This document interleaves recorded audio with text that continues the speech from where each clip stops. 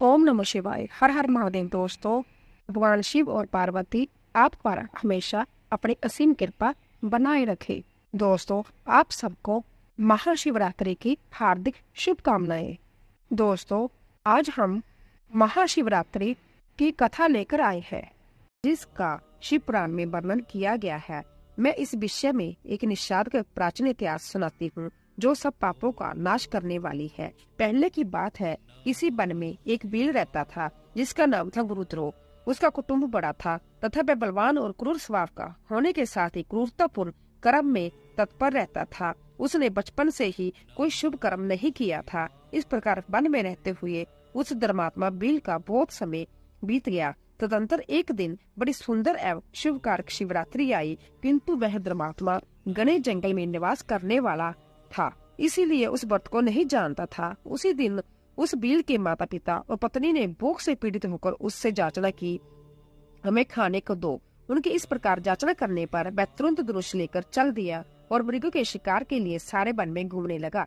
देवयोग से उसे उस दिन कुछ भी नहीं मिला और सूर्य अस्त हो गया। इससे पहले उसका बड़ा दुख हुआ और वह सोचने लगा, अब मैं क्या करूं, कहाँ जाऊं? आज तो कुछ खाने को नहीं मिला।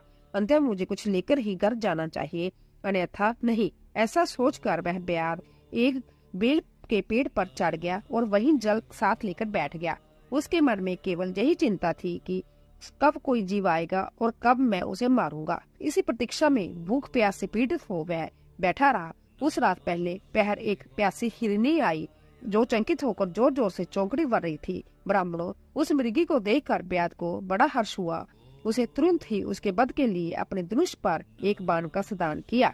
ऐसा करते हुए उसके हाथ धक्के से थोड़ा सा जल और बेलपत्र नीचे गिर गया। उस पेड़ के नीचे शिवलिंग था। उक्त जल और बेलपत्र शिव जी के प्रथम प्रहर की पूजा संपन्न हो गई। उस पूजा के मत्स्य से उस ब्याद का बहुत सा पाप तत्काल ही नष्ट हो गया। वहां होने वाली खड़खड़ाहट की आवाज को सुनकर हरनी ने डर से ऊपर की ओर देखा। ब्याद को देखते ही वह व्याकुल हो गई और बोली, ब्याद, तुम क्या करना चाहते हो? मेरे सामने सच सच बताओ। ब्याद ने कहा, तुमको मारकर उनकी भूख मिटाऊंगा, इससे तृप्त करूंगा। ब्याद का वह दारुण वचन सुनकर तथा जिसे रोकना कठिन था, उस दुष्ट बील को बांध ताने देखकर मृगी सोचने लगे कि अब मैं क्या करूं, कहाँ जाऊं? अच्छा, कोई उपाय रचती हूँ। ऐसा विचार कर उसने वहाँ इस प्रकार कहा, हे बील, मेरे मांस से तुमको सुख होगा। इस अनर्थकारी शरीर के लिए इससे अधिक महान पुण्य का कार्य और क्या हो सकता है? उपकार करने वाले प्राणी को इस लोक में जो पुण्य प्राप्त होता है, उसका 100 वर्ष का भी वर्णन नहीं किया जाता। परंतु इस समय मेरे सब बच्चे मेरे आश्रम में ही है। मैं उन्हें अपनी बहन को अथवा स्वामी को सौंपकर लौट आऊंगी। हे वनेचर, तुम मेरी इस बात को मिथ्या न समझो। मैं फिर तुम्हारे पास लौट आऊंगी, इसमें संशय नहीं है। सत्य पर ही धरती टिकी हुई है और सत्य में ही सब कुछ स्थित है। मृगी के ऐसा कहने पर भी जब ब्याद उसकी बात नहीं मानी, तब उसने अंततः विस्मित एवं व्यावित हो पुनः इस प्रकार कहना आरंभ किया, हे ब्याद, सुनो, मैं तुम्हारे सामने ऐसी शपथ खाती हूँ, जिससे घर जाने पर मैं अवश्य तुम्हारे पास लौट आऊंगी। ब्राह्मण यदि वेद बेचे और तीनों काल संध्या न करे, तो उसे जो पाप लगता है, पाप से मैं भी लिप्त हो जाऊं, यदि लौटकर जहाँ ना आऊं। इस तरह अनेक शब्द खाकर जब मृगी चुपचाप खड़ी हो गई, तब उस ब्याद ने विश्वास करके कहा, अच्छा, अब तुम अपने घर को जाओ। तब वह मृगी बड़े हर्ष के साथ पानी पीकर अपने आश्रम में चली गई। इतने में ही रात का पहला प्रहर बीत गया। तब उस हिरनी की बहन दूसरी मृगी, जिसका पहले स्मरण किया था, उसी की राह देखते हुए जल पीने के लिए वहां आई। उसे देखकर बिल्ली संभ्य बाण को तरकस से खींचा। ऐसा करते समय पुण्य पहले की भांति भगवान शिव के ऊपर जल और बेलपत्र गिरे। उसके द्वारा महात्मा शंभु की दूसरे प्रहर की पूजा संपन्न हो गई। यद्यपि वह प्रसंगवश ही हुई थी, ब्याद के लिए सुखदैनी हो गई। मृगी ने उसे बाण खींचते हुए देख पूछा, हे वनेचर, यह क्या करते हो? ब्याद ने पूर्ववत उत्तर दिया, मैं अपने भूखे कुटुंब को तृप्त करने के लिए तुझे मारूंगा। जय सुनकर मैं मृगी बोली, हे ब्याद, मेरी बात सुनो, मैं धन्य हूँ। मेरा देह धारण सफल हो गया, क्योंकि इस अनित्य शरीर के द्वारा उपकार होगा। परंतु मेरे छोटे छोटे बच्चे घर में हैं। अंत में एक बार जाकर उन्हें अपने स्वामी को सौंप दो, फिर तुम्हारे पास लौट आऊंगी। तुम्हारी बात पर मुझे विश्वास नहीं, ब्याद ने कहा, मैं तुझे मारूंगा, इससे संशय नहीं है। यह सुनकर वह हिरनी भगवान विष्णु की शपथ खाती हुई बोली, हे ब्याद, जो कुछ मैं कहती हूँ उसे सुनो। यदि मैं लौट कर ना आऊं तो अपना सारा पुण्य हार जाऊं, क्योंकि जो वचन देकर उसे पलट जाता है वह अपने पुण्य को हार जाता है, और जो भगवान विष्णु का भक्त होकर शिव की निंदा करता है, ऐसे लोगों को जो पाप लगता है वही मुझे भी लगे यदि मैं लौट कर ना आऊं। उसके ऐसा कहने पर व्याध ने उस मृगी को कहा, जाओ। मृगी जल पीकर हर्षपूर्वक अपने आश्रम को गई। इतने में ही रात का दूसरा प्रहर बीत गया। इस समय तीसरा प्रहर आरंभ हो जाने पर मृगी के लौटने में बहुत विलम्ब हुआ जानकर चंकित व्याध उसी खोज करने के लिए निकला। इतने में ही उसने जल के मार्ग में एक हिरण को देखा। वह बड़ा हष्ट पुष्ट था। उसे देखकर वनेचर को बड़ा हर्ष हुआ और वह धनुष पर बाण रखकर उसे मार डालने की उद्युक्त हुआ। ऐसा करते समय उसके पार्वश कुछ जल और बिलवत्तर शिवलिंग पर गिरे। उससे उसके स्वाज्ञा से भगवान शिव की तीसरे प्रहर की पूजा संपन्न हो गई। इस तरह भगवान उस पर अपनी दया दिखाई। पत्तों के गिरने से आदि का शब्द सुनकर उस मृग के व्याध की ओर देखा और पूछा, क्या करते हो? व्याध ने उत्तर दिया, मैं अपने कुटुंब को भोजन देने के लिए तुम्हारा वध करूंगा। व्याध की यह बात सुनकर हरिण मन में बड़ा हर्ष हुआ और तुरंत ही व्याध से इस प्रकार कहा। हरिण ने कहा, मैं धन्य हूँ, मेरा हष्ट पुष्ट होना सफल हो गया है, क्योंकि मेरे शरीर से आप लोगों को तृप्त हो गई। जिसका शरीर परोपकार काम में नहीं आता उसका सब कुछ व्यर्थ चला जाता है। जो सामर्थ्य रहते हुए भी किसी का उपकार नहीं करता उसका वह सामर्थ्य व्यर्थ ही चला जाता है तथा वह परलोक में नरकगामी होता है। परंतु एक बार मुझे जाने तो मैं अपने बालकों को उनकी माता के हाथों में सौंप कर और उन सबको धीरज बांधकर जहाँ लौट आऊंगा। उसके ऐसा कहने पर व्याध मन ही मन बड़ा विस्मित हुआ। उसका हृदय कुछ शुद्ध हो गया था और उसके सारे पाप पुंज नष्ट हो गए थे। उसने इस प्रकार कहा। व्याध बोला, जो जो जहाँ आई है वह सब तुम्हारी ही तरह बातें बनाकर चले गए, परंतु वे वंचक अभी तक जहाँ नहीं लौटे। तुम भी इस समय संकट में हो, इसीलिए झूठ बोलकर चले जाओगे। फिर आज मेरा जीवन निर्वाह कैसा होगा? मृग बोला, व्याध, मैं जो कुछ कहता हूँ उसे सुनो। मुझ में असत्य नहीं है। सारा चराचर ब्राह्मण सत्य से ही टिका हुआ है। जिसकी वाणी झूठी होती है उसका पुण्य उसी क्षण नष्ट हो जाता है। तथापि भी तुम मेरी सच्ची प्रतिज्ञा सुनो।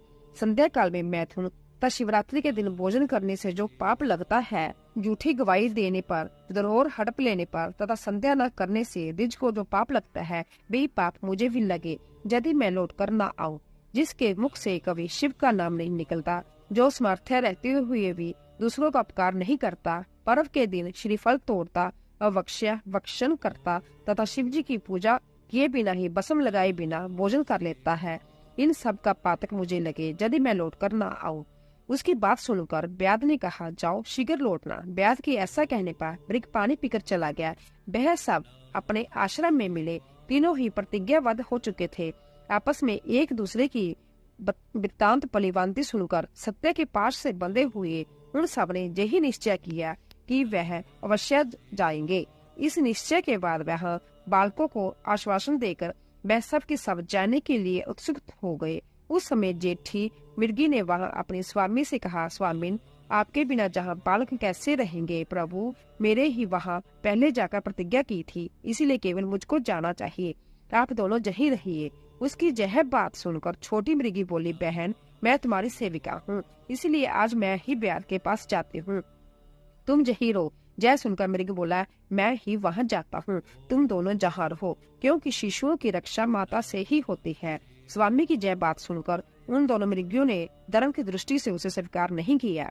मैं दोनों अपने पति से प्रेम पूर्वक बोली, प्रभु, पति के बिना इस जीवन में को धिक्कार है। तब उन सब ने अपने बच्चों को स्तावना देकर उन्हें पड़ोसियों के हाथ में सौंप दिया और संध्या शीघ्र ही उस स्थान प्रस्थान किया जहाँ वह व्याध श्रोमणी उनकी प्रतीक्षा कर रहा था। उन्हें आते देखकर वह सब बच्चे भी पीछे पीछे चले आए। उन्होंने यह निश्चय कर लिया था कि इन माता पिता की जो गति होती है वही हमारी भी होगी। उन सबको एक साथ आया देख व्याध को बड़ा हर्ष हुआ। उसने धनुष पर बाण रखा।